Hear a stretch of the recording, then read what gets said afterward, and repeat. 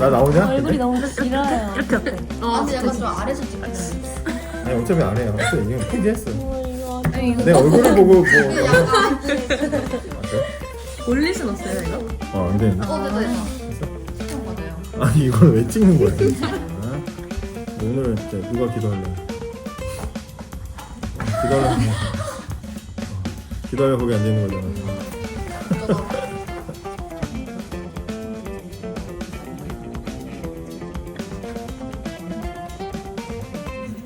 난 무슨 얘기 하는 거야? 날씨가 좋아져서. 깜짝 놀래.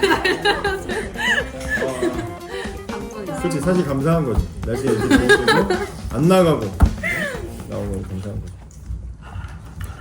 점점 사실은 다룰 게 그렇게 많이는 없어요. 보면 학습 목표 일상생활에서 풍성한 삶에 대한 이야기인데 내가 이제 이걸 공부를 준비하면서 풍성한 삶이라는 것 말 자체를 우리가 정리를 안 하면 되게 추상적일 수도 있겠다는 생각이 들어요. 풍성한 삶이 뭘까요? 풍성한 삶. 내가 지금 답을 가지고 말하는 게 아니라 이거 어떻게 정의하면 좋을지를 여러분들 생각을 좀 듣고 싶은 거예요. 부족함이 없는 삶. 풍성한 삶, 부족함이 없다. 어떤 면에서? 모든 면에서. 모든 면. 심적으로 전체적으로. 심적으로, 물적으로. 뭔가 갈증 같은 게 좀 덜한?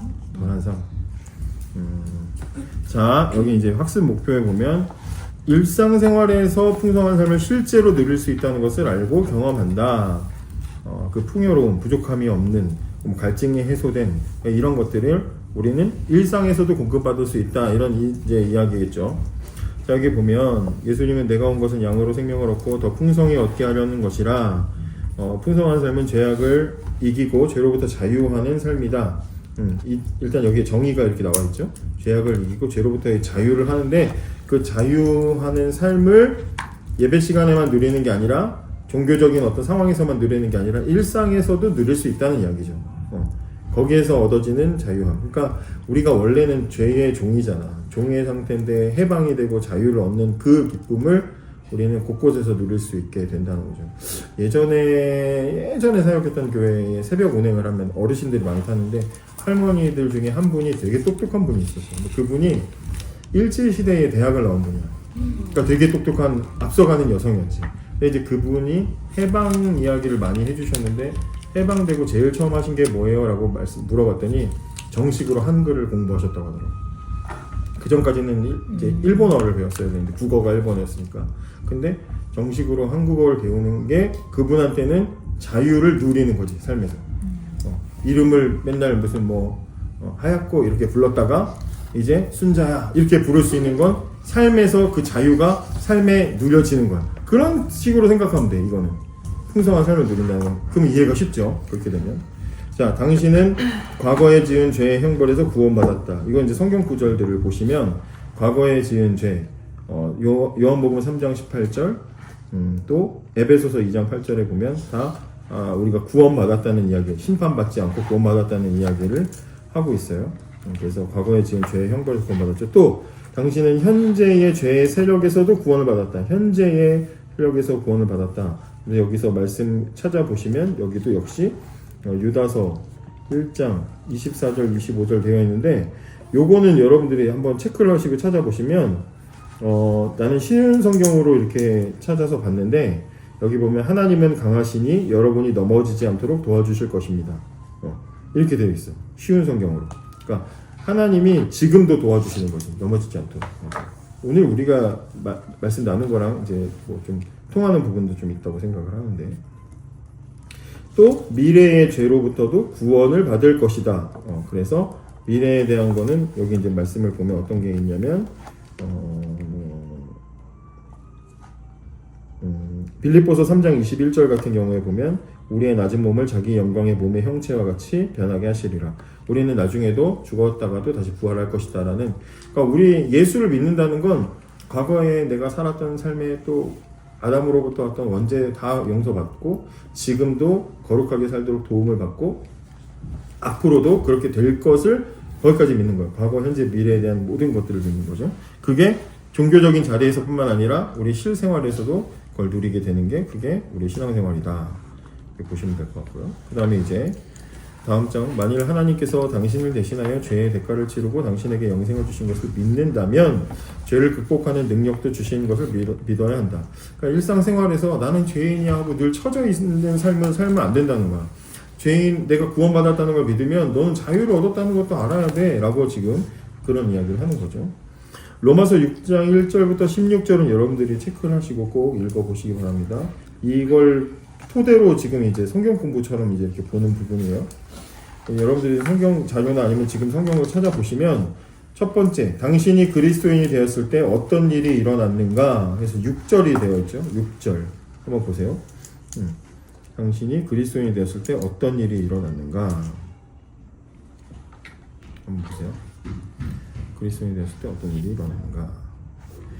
우리가 알거니와 우리의 옛사람이 예수와 함께 십자가에 못 박힌 것은 죄의 몸이 죽어 다시는 우리가 죄에게 종노릇하지 아니하려 함이니 이렇게 됐죠. 우리가 그리스도인이 되었을 때 어떤 일이 일어났습니까? 옛사람 뭐예요? 죄의 몸, 타락한 몸이 예수와 함께 십자가에 못 박혔다. 무슨 얘기입니까? 내 과거의 모든 죄가 예수님을 통해서 죽었다는 얘기죠. 죽었다는 얘기죠. 옛사람이 나를 더 이상 지배를 못해. 왜? 예수님과 함께 죽었거든. 지배를 못해요. 영향을 나한테 못 줘요. 그러니까 옛사람이 예수와 함께 십자가에 못 박혔다는 말은 예수님이 내 죄를 대신해서 죽으셨다는 걸 믿는다는 말과 똑같은 말이죠. 그죠? 자, 죄의 몸이 죽었고 더 이상 죄에게 종노릇하지 않는다는 이 6절의 말이 포함하고 있는 의미를 살펴보면 그리스도의 죽으심과 합하여 뭘 받아요? 3절 뭘 받아요? 세례를 받았다. 그리스도의 죽으심과 합하여 이게 무슨 말이에요? 이게 말이 어렵죠. 말이 어려워. 그리스도의 죽으심과 함께 합하여 세례를 받았다. 그 밑에 나와 있어요. 로마서 6장 3절은 그리스도를 영접한 모든 사람은 그리스도의 죽으심과 합하여 세례를 받았다고 말한다. 이는 단순히 물 세례를 뜻하는 것이 아니다. 세례라는 말은 담그다, 적시다, 염색하다, 하나가 되다. 그러니까 전에 한번 세례 설명하면서 예수님과 함께 코로 숨쉬는 인간이 물에 들어갔다 나오는 죽었다 살아나는 것을 의미하기도 하고 또 그러니까 깨끗해지는 것을 이야기하기도 하고 또 하나 되는 거 염색이라는 건 물드는 거잖아요. 염색은 그 염색약이 그 색깔이 나와 하나가 되는 거잖아요. 그러니까 염색되는 물드는 일 하나가 되는 일이 일어나는 게 세례다. 나는 이제 예수님과 하나예요 라고 말하는 거라는 거예요. 우리 안에 그런 일들이는 그 풍성한 삶의 시작이죠. 그 다음에 영적인 연합이죠. 3절과 5절, 3절에서 5절 말씀을 보면 연합한 자라는 표현들이 있어요. 연합. 우리에게 일어나는 일 뭐예요? 영적인 연합. 첫 번째는 세례를 받고 죄에게 종노릇하지 않는다. 우리는 그리스도의 죽으심과 합하여 세례를 받았고 또 영적으로 그리스도와 연합하게 되죠. 영적으로 연합했다는 말은 무슨 말이에요? 영적으로 연합했다는 말. 여기 이제 우리가 방금 읽었던 말이 그런 말인데 결국에는 예수님과 함께 죽고 예수님과 함께 살았다는 얘기는 예수님과 내가 어떤 관계가 됐다는 얘기예요? 생명으로 연합된 관계가 됐다는 얘기죠. 생명으로 연합된 관계. 이게 영적인 연합인 거죠. 생명 공동체가 되었다. 뭐 이런 뜻으로 우리가 이해하면 되겠죠. 그 다음에 부활에 무엇을 얻어요? 부활에 무엇을 얻어요? 그의 부활과 같은 모습이 된대요. 예수님과 연합하면 그의 부활과 같이 된대요. 그러면 우리는 뭐가 되는 거예요? 부활의 생명을 얻는 거죠. 부활의 생명을 얻는다는 얘기죠.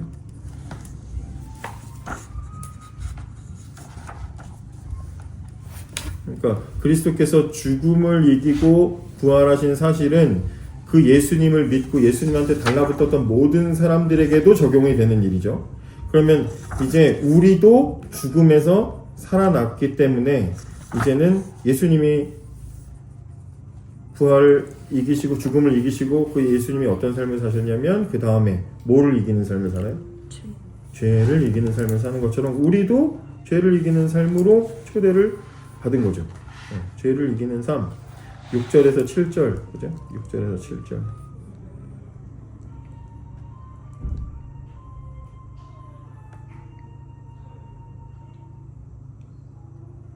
그러니까 예수님하고 한 팀이니까 예수님이 죄를 이겼으면 우리도 이기는 거예요.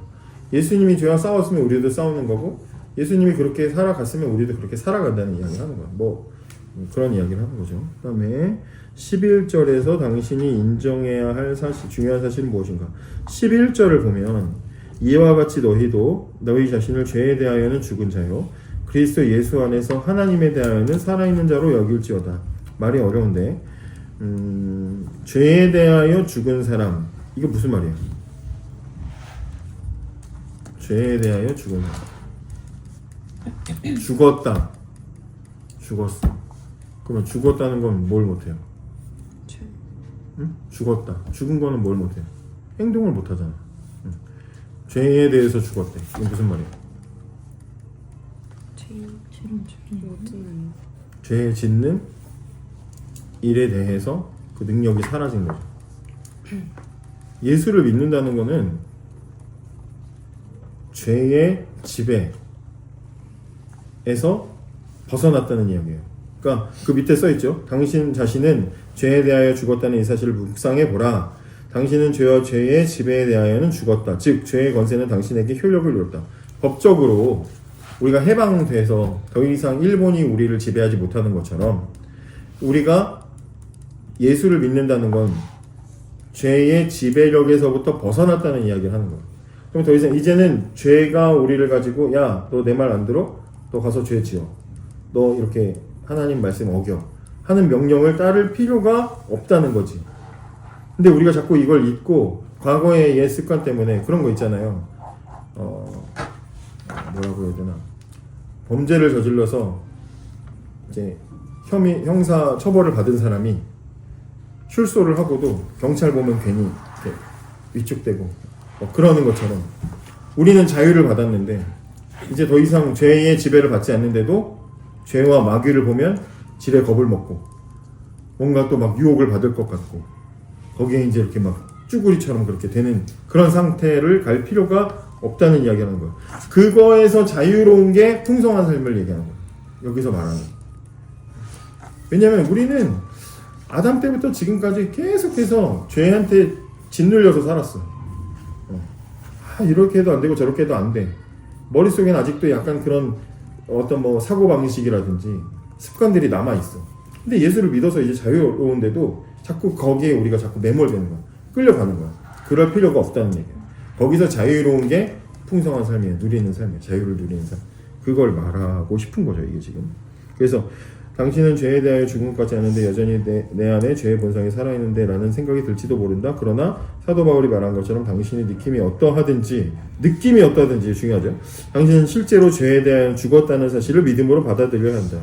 네가 조금 그게 걸리고 조금 뭐 그런다고 해도 그런데 느낌이 좀 아닌 것 같아도 난 아직 의로운 것 같지 않은데 난 아직 예수 믿는 것 같지 않아 이래도 예수를 믿는 우리는 이미 자유를 얻었다는 거야. 그래서 이 사실을 믿지 못한다면 되게 유치한 예화죠. 당신이 통장에 100만 원 가지고 있으면서도 필요할 때 이 돈을 사용하지 않는 것과 같을 것이다. 당장 써야지. 그리고 쓰기도 전에 카드값을 나가겠죠. 그러나 통장에 100만 원 가지고 있으면서도 필요할 때 이걸 사용하지 않는 것과 같다. 그런 이야기가 있었잖아. 어떤 사람이 크루즈 여행을 이제 티켓을 구매를 한 거야. 되게 비싼. 한 2달짜리 크루즈 여행을 2달 동안 바다를 막 돌아다니 엄청난 초호화 크루즈 여행을 하는데 이 사람이 한 달쯤 됐을 때 이제 그 직원들이 선원들이 이렇게 보니까 이 사람이 막 피폐해져 있는 거야. 그래서 왜 그러나 했더니 싸왔던 음식을 다 이제 먹어가지고 계속 굶어서 좀 힘들었다고. 그때 이제 그 선원이 이야기해줬죠. 티켓 값에 식사비도 다 포함되어 있다. 몰랐던 거지. 그런 삶을 사는 거죠. 예수를 믿으면서도 죄에게 짓눌려 사는 삶은 그런 삶인 거죠. 그 정도로 얘기하시네. 통장에 100만 원 가지고 있어요. 이분은 100만 원이 되게 이제 좀 필요했었나 봐요. 어쨌든 그런 얘기고요. 그다음에 여기 이제 그 다음 장 넘기시면 제가 지난주에 어떤 청년 지체한테 이제 질문을 받았었는데 요 그림 있잖아요. 요 그림이 어떤 의미인지 아직 잘 이해가 안 된다. 뭐 이런 식으로 이야기를 하더라고요. 그래서 여러분들 기회 되면 순환들한테 잘 설명해 주시면 좋을 것 같아요. 예수님이 내 삶의 중심이 되시고 나는 예수님과 함께 살아가는 이 삶의 자리가 뭐 이런 얘기인데 내가 그거를 그래서 그 친구한테 어떻게 설명했었냐면 에덴 동산 하나님 처음에 만드셨을 때 하나님이 다스리시고 사람은 그 하나님 다스림 속에서 함께 질서를 지키고 있을 때 행복하고 안전하다. 죄는 그 질서가 파괴된 건데 예수를 믿으면 그 질서가 다시 회복되는 거다. 에덴 동산의 질서가 다시 회복되는 거다. 이제 그런 이야기를 해줬었는데요. 그랬더니 좀 더 어렵게 느끼면서 집에 갔습니다. 어쨌든 13절에 보면 당신이 해야 될 일은 무엇인가? 13절 뭐라고 되어 있어요?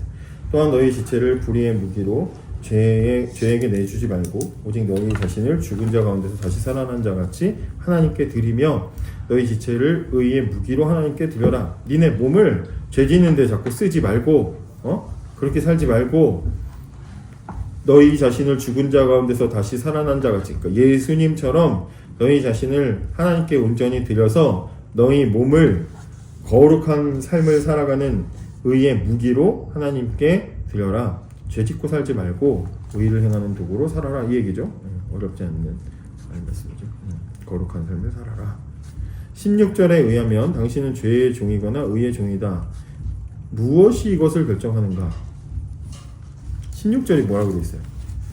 너희 자신을 종으로 내주어 누구에게 순종하든지 그 순종함을 받는 자의 종이 되는 줄을 너희가 알지 못하느냐? 혹은 죄의 종으로 사망에 이르고 혹은 순종의 종으로 의에 이르느니라. 이렇게 되어 있네요. 자, 누구의 종인지는 무엇이 결정해요? 내가 누구의 종인가? 누구 말 듣는지에 보면 알 수 있죠. 엄마 아빠가 싸울 때 아들 뭐 TV 꺼, 엄마가 끄지 마, 꺼, 그러지 마. 그 사이에서 어쩌라고 막 이런 것처럼 여러분 집은 그런 게 없나 보죠. 그런 것처럼 누구 편이냐, 누구 말 듣느냐. 그러니까 여러분들이 스스로 돌아볼 수 있겠죠. 이건 이제 수험들한테 질문할 수 있겠죠. 여러분들은 누구 말에 빠르게 반응하며 누구 말을 잘 듣는지 내가 한 주간 살면서 체크해 보라. 내가 지금 뭘 하는데 이걸 내가 왜 시작했지? 무엇을 위해서? 내가 누구 말을 듣고 있는 거지? 점검해 보라고 얘기하면 좋겠죠. 내 안에 성령의 인도를 받고 있는가? 아니면 내 안에 성령께서 나를 원하시는, 하나님이 나한테 원하시는 삶이 있는데도 불구하고 결국의 결론은 육체를 따라서 살아가고 있지는 않은지. 그럼 내가 누구의 종인지가 나오겠죠. 그죠? 근데 여기 이제 말씀 16절의 말씀에 재미있는 건 뭐냐면 죄의 종으로 사망하든지 순종의 종으로 의에 이르든지, 지금 이렇게 약간 뭐라고 해요, 이걸 대응 관계를 만들고 있죠. 근데 여기 보면 죄에 대응하는 게 지금 뭐예요? 죄에 대응하는 건 순종이죠. 지금 순종이 돼 있죠. 죄의 종이냐 순종의 종이냐. 그리고 사망에 대응하는 게 의예요. 근데 원래 죄에 대응하는, 원래 죄의 반대는 뭐예요? 죄의 반대는 의죠. 원래는 의인데 지금 여기 순종이라고 돼 있어요. 그 다음에 사망의 반대는 뭐예요? 원래 생명이죠. 근데 지금 사망의 반대를 의로 두고 있어요. 그러니까 이거는 일부러 바울이 일부러 이제 이렇게 약간 그 언어적인 스킬을 사용한 거예요. 왜냐하면 죄를 따라가면 결국에는 사망하는 것이고, 순종은 의로운 사람이 순종하는 것이기 때문에 이제 뭐 그렇게 볼 수 있는 거예요. 그다음에 그 밑에 당신은 어느 편을 택했는가? 세상에 두 가지 권세가 있다. 하나님과 사탄이다. 분명히 하나님은 사탄의 마귀에게도 일시적인 권세를 줬어요. 어디 나오죠? 에베소서에 공중 권세 잡은 자를 따랐다 이런 말이 있죠. 하나님이 주신, 잠시 동안 주셨어요. 우리는 스스로가 자신의 주인이라고 자처할 때가 많다. 하지만 하나님의 지배를 받지 않는다면 실제로는 사탄의 지배를 받고 있는 것임을 기억하라. 하나님 말씀 따르지 않으면 나를 따르는 게 아니고 결국엔 마귀를 따르는 거예요. 사탄은 진리를 보지 못하도록 우리의 눈을 어둡게 만들려고 애쓰며 우리는 스스로 사탄을 구별할 만큼 지혜롭지 못하다. 그러므로 우리는 하나님께 순종해야 된다. 나는 거짓된 마음을 가졌는데 라고 말할 수도 있다. 그러나 우리가 하나님께 자신을 쳐서 복종시킬 때 그분은 새 영을 너희에게 주어 너희로 내 율례를 행하게 하리라고 약속하셨다. 하나님께 순종하며 살 때 당신은 창조의 목적대로 풍성한 생활을 경험할 것이다. 죄가 우리를 주관하지 못할 것이다.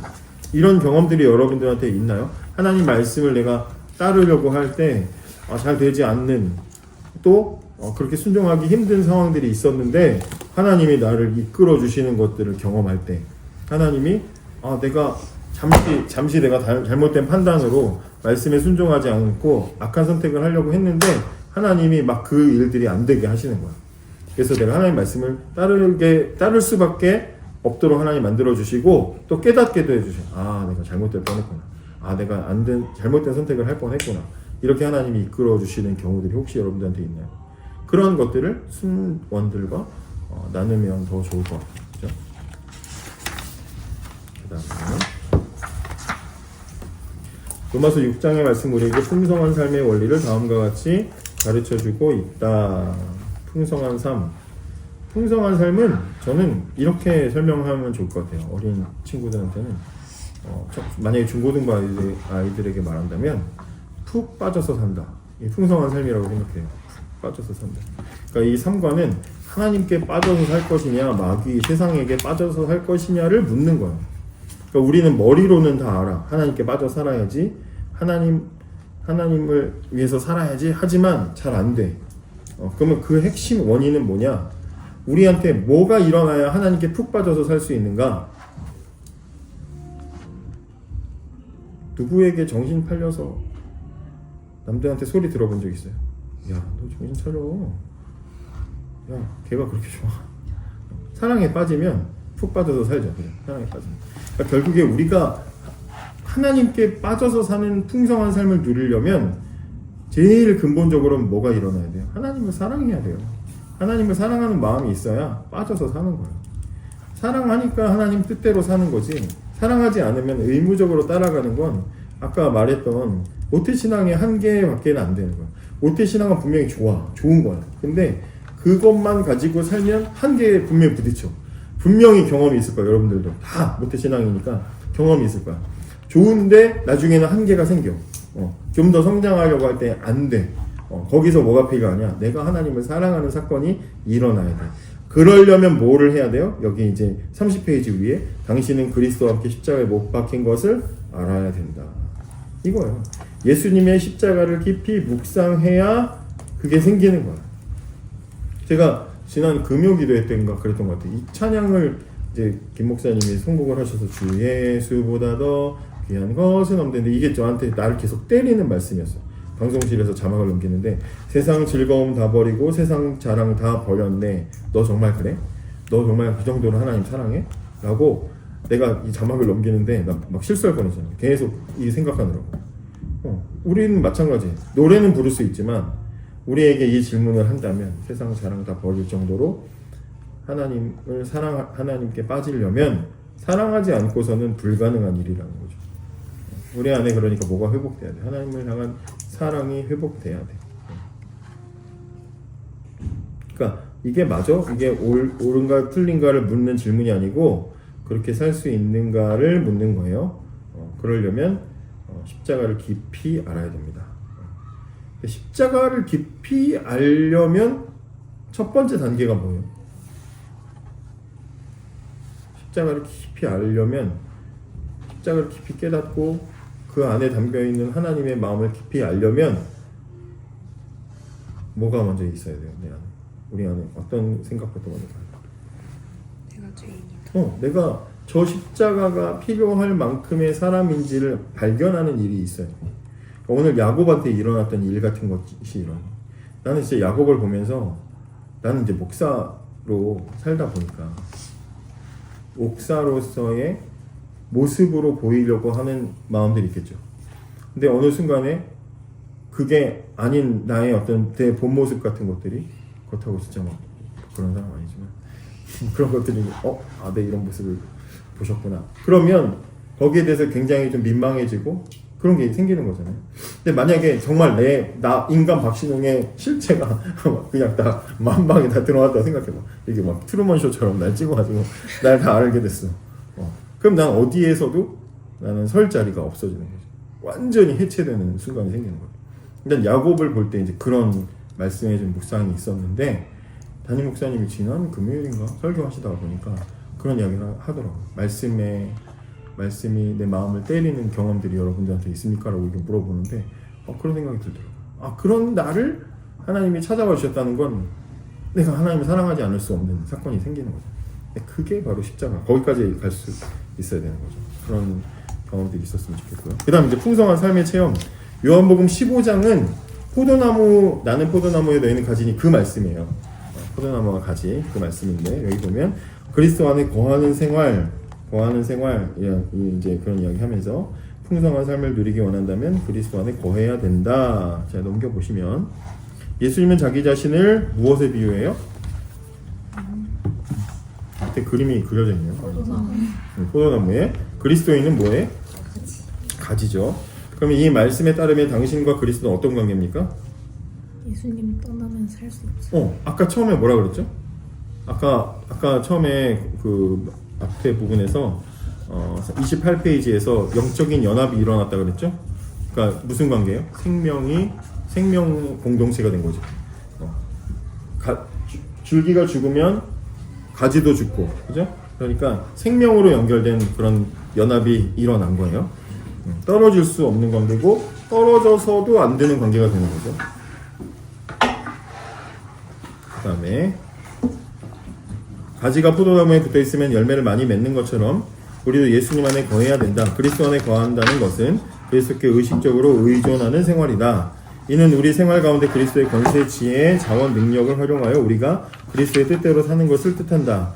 우리는 예수 그리스도를 떠나서는 아무것도 할 수 없다. 하지만 내게 능력 주시는 자 안에서 내가 모든 것을 할 수 있다고 말씀하신 대로 우리는 그리스도를 힘입어 무엇이든 할 수 있다. 사실 이렇게 내게 능력 주시는 자 안에서 뭐 말씀에 잘 인용을 하긴 했는데 이게 그 말은 아닌데 하여튼 뭐 무슨 의미인지는 우리가 알아들었으니까. 예수님께서 열매 맺는 가지를 깨끗이 손질한다고 하셨는데 그 목적이 무엇인가? 15장 2절을 한번 보시면 무릇 내게 붙어 있어 열매를 맺지 아니하는 가지는 아버지께서 그것을 제거해 버리시고 무릇 열매를 맺는 가지는 더 열매를 맺게 하려 하여 그것을 깨끗하게 하시느니라. 아버지께서 가진 우리를 깨끗하게 손질하시는 이유는 뭐예요? 뭐 하기 위해서?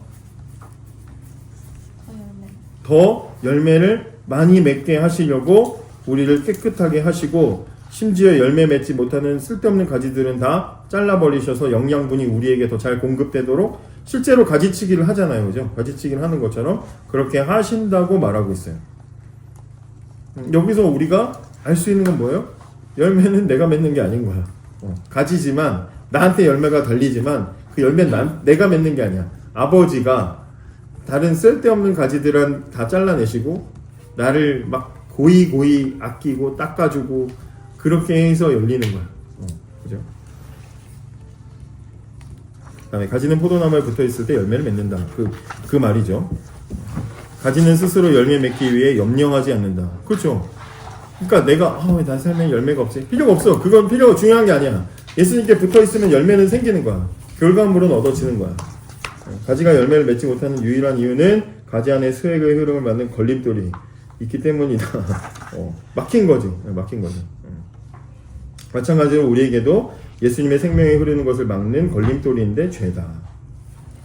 죄의 장애물로부터 자유로워지도록 하나님께서는 우리 삶을 깨끗이 손질하신다. 가지는 스스로 열매를 맺을 수 없고 나무를 통해서 맺을 수 있다. 하나님이 그렇게 하신다. 방금 제가 말씀드렸던 그런 이야기를 하고 있죠. 가지는 염려가 없습니다. 그 다음에 하나님께서는 예수님의 생명이 우리에게 원활하게 흐르도록 우리의 삶을 깨끗하게 손질해 주신다. 그리스도인의 삶을 살면서 당신이 깨끗하게 손질된 경험을 나누어 보라. 자, 손질된 경험 있어요? 내 삶에 하나님이 열매를 맺게 하기 위해서 나를 깨끗하게 가지인 나를 깨끗하게 손질해 주신 경험. 내 안에 막 하나님의 은혜의 공급이 막혔는데 하나님이 막힌 혀를 뚫어서 공급이 잘 되도록 해주시는 그런 은혜의 경험들이 있냐고요? 있어요? 있으면 그걸 나누면 되는 거지. 내가 내 삶에 발전이 없고 성장이 없었는데 어느 날 하나님이 이런 저런 일들로 하나님 살아계심을 깨닫게 하시고 회복하게 하셨다. 또 내가 이런 지저분한 부분들이 남아 있었는데 하나님이 나를 이렇게 깨닫게 하셔서 정리하게 하시더라. 내가 지난주에 우리 중학생 아이 여자아이가 믿어지지 않는 것 때문에 하나님 그 아이 마음에는 사실 이제 믿음의 씨앗을 주시는 거거든요. 주중에 내가 기프티콘 막 보내면서 우리 같이 신앙생활 잘 해보자. 하나님이 네 마음 믿음을 믿을 수 있도록 이미 네 마음에 주시는 거야. 그랬더니 이 친구가 오늘도 나왔어. 그래서 막 설교도 열심히 들었어. 뭐 하나님 믿는 사람 손 들어봐 했을 때 손은 못 들었어. 근데 이 친구는 그러고 싶은 마음이 있는 거야. 근데 그래서 참 귀하다. 이런 일들을 통해서 하나님이 참 귀하게 일하시는 걸 알게 하셨구나. 그 생각을 하는 동시에 나는 내가 지금 이렇게 가르치는 일들이 헛된 게 아니구나라는 생각을 하게 되죠. 내 마음에 막힌 것들을 하나님이 제거해 주시는 거죠. 그리고 금요 기도회 때 막 기도를 하다가 갑자기 하나님이 그 일로 다시 나를 반면 교사 삼아서 돌아보게 하시는데 뭐였냐면, 내가 요즘에 중고등부 교사들은 알겠지만 내가 요즘에 우리의 믿는 내용이 이거다. 이걸 가르치고 있어요. 우리 믿음은 이거다. 그리고 믿어야 구원받는다. 이렇게 가르쳤어. 근데 정작 믿어야 구원받는다고 가르쳐 놓은 목사가 아이들과 같이 이제 학습 세례 이걸 할 때는 어차피 다 아는 거니까 목사님들이 어려운 질문 안 해. 장로님들이 질문 어려운 거 안 하시니까 그냥 한 번씩만 읽어봐. 그러면서 형식적으로, 이게 형식적인 거야 이거. 물론 형식적인 일이지 세례 받는 거. 근데 형식적인 거니까 그냥 넘어가. 이거 하나를 진지하게 믿어야 예수 믿는다고 가르쳤는데 내가 와가지고는 이거 형식적인 거니까 그냥 다 한 번씩 그 나이 때 하는 거야. 지나가는 거야. 그렇게 말한 거야. 그러니까 내 자신을, 걔에게 하나님이 일하시는 거랑 별개로 나 자신을 또 이 사건으로 또 바라보게 하시더라고. 그래서 너 진짜 큰일 났다. 어떡하려고 그러냐? 또 막 그래서 집에 못 가고 하나님 거기서 기도했었거든요. 이게 뭐예요? 하나님이 나를 깨끗하게 하시는 거죠. 열매 맺게 하시는 거죠. 이런 일들이 여러분들 안에 일어나죠. 순환들이 생각한 대로 잘 안 돼. 그러면 왜 안 될까? 그런 일들을 통해서 크고 작은 사건을 통해서 하나님은 나를 바라보게 하시지. 깨끗하게 만드시고. 그런 얘기고요. 하나님, 예수님 안에 거할 때 어떤 결과를 맺는가? 많은 뭘 맺을까요? 이건 나중에 말씀 펼쳐놓고 하면 편해요. 많은 뭘 맺어요? 을이라고 써있는데 이게 옛날 성경에는 과실이라고 써있어요. 열매를 맺는 거죠. 많은 열매를 맺는다. 또 예수님 안에 거하면 요한복음 15장 7절 너희가 내 안에 거하고 내 말이 너희 안에 거하면 무엇인지 원하는 대로 구하라. 무슨 얘기예요? 효과적인 무슨 생활? 기도 생활. 구하는 거. 기도 생활. 그 다음에 하나님께서 8절 뭐예요? 영광을 받으시죠. 하나님이 영광을 받으실 것이요. 이렇게 되어 있죠. 또 우리는 뭐가 돼요? 그의 제자가 되리라. 그리고 그렇게 되면, 예수님의 제자가 되면 우리는 뭐가 충만해져요? 기쁨이 충만해진다. 이 얘기죠. 기쁨이 충만해진다. 요한복음 15장에 거한다는 의미를 또 다른 말로 어떻게 표현하고 있는가? 거한다라는 표현을 어떻게 하고 있는가? 여기 보면 15장 9절과 10절이죠. 아버지께서 나를 사랑하신 것 같이 나도 너희를 사랑하였으니 나의 사랑 안에 거하라. 사랑 안에 거하라. 내가 아버지의 계명을 지켜 그의 사랑 안에 거하는 것 같이 너희도 내 계명을 지키면 내 사랑 안에 거하리라. 예수님의 사랑 안에 거하라. 자리를 지키라는 말인데, 그 다음 절 10절에 어떻게 하면 거할 수 있대요? 너희도 내 계명을 지키면, 그죠? 계명 말씀을 지킴으로 하나님의 사랑 안에 거할 수 있대. 근데 이 사랑이 어떤 사랑이래요? 9절에 보니까 아버지께서 나를 사랑하신 것 같이. 아버지 누구예요? 아버지. 성부 하나님이죠? 나는 누구예요? 성자 예수님이죠? 그러면 하나님이 예수님을 사랑하신 것 같이래. 하나님이 예수님을 사랑하는 건 어떤 사랑이에요? 최고의 사랑이겠지. 말로 할 게 뭐 있어요? 아버지가 아들을 향한 사랑이 얼마나 크겠어. 근데 그 사랑으로, 하나님이 사랑해 주신 사랑으로 예수님도 우리를 어떻게 하신대요? 사랑해 주신대. 그러니까 우린 반드시 여기 붙어 있어야 되겠죠. 그 안에 거하라. 이 얘기는 그 사랑 받으려면 거기 예수님 안에 거해야 돼. 붙어 있어야 돼. 근데 어떻게 해야 된다고요? 계명을 지킴으로 거하는 거야.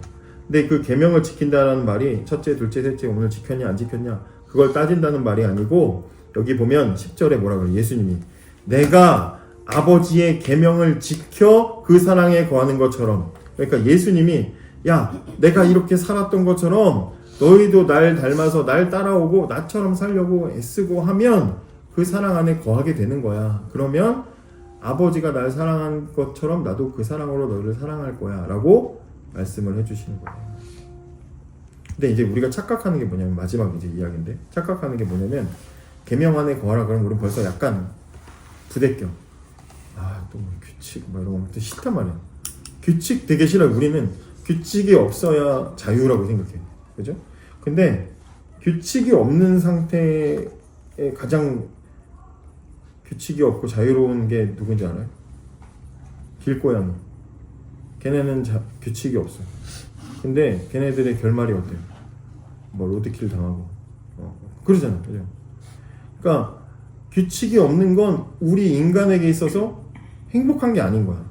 우리는 우리를 행복하게 해주는 규칙 안에 사는 게 우리 인간은 가장 행복한 거야. 이 맥락에서 아까 그 그림을 우리가 설명해 줄 수 있어야 돼. 인간이 가장 행복한 건 뭐냐?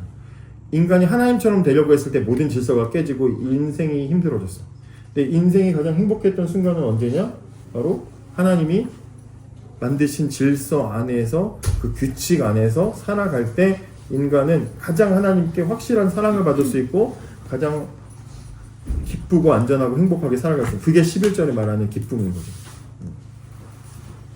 그러니까 고속도로 이제 어떤 책 보니까 그렇게 써있던데 고속도로를 휴가 때 막 달리는데 이 차의 성능이나 이런 걸 막 하고 난 뭐 시속 100? 난 이 규칙 싫어 그래가지고 200, 뭐 300에 달렸다고 생각해봐요. 차 성능은 잠깐 뽐낼 수 있어도 그 결말 어떻게 되겠어? 뭐 제가 읽은 책에서는 그러면 결국 그는 영안실에 누워있게 될 것이다 뭐 이렇게 나와 있었는데 마음대로 한다고 해서 그게 기쁨이 아니죠. 그 규칙 안에서 하나님 만드신 질서 안에서 살아갈 때 우리는 최고의 기쁨을 누릴 수가 있다. 그게 풍성한 삶이다. 그렇게 우리가 이해하면 될 것 같습니다. 그래서 이제 그 다음 거는 보충 잔료인데요. 여러분들 한번 보시면 될 것 같고 그리스도 안에 거하는 것은 고백하지 않은 죄가 없고 이거 진짜 이거는 읽을 만은 하긴 해요. 한번 읽어보세요. 그리스도 안에 거한다는 것은 고백하지 않은 죄가 없고 난 이 첫 마디에 벌써 딱 왔어. 고백하지 않은 죄가 없고 고백하지 않은 죄가 없다는 얘기는 우리 관계에서 만약에 이게 유나랑 내가 친한데 유나는 나에 대해서 모르는 게 없어. 얘도 나도 유나에 대해서 모르는 게 없어. 제일 친한 관계죠 그게.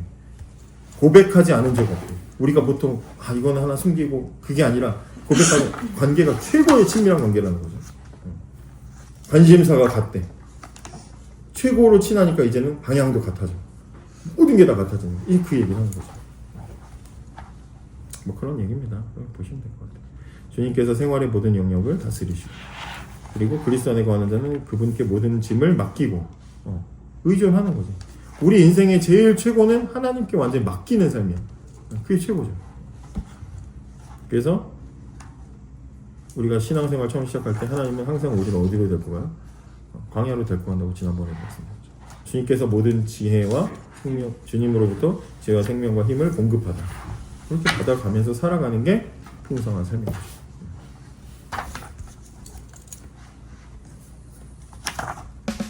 뭐 질문 있으십니까?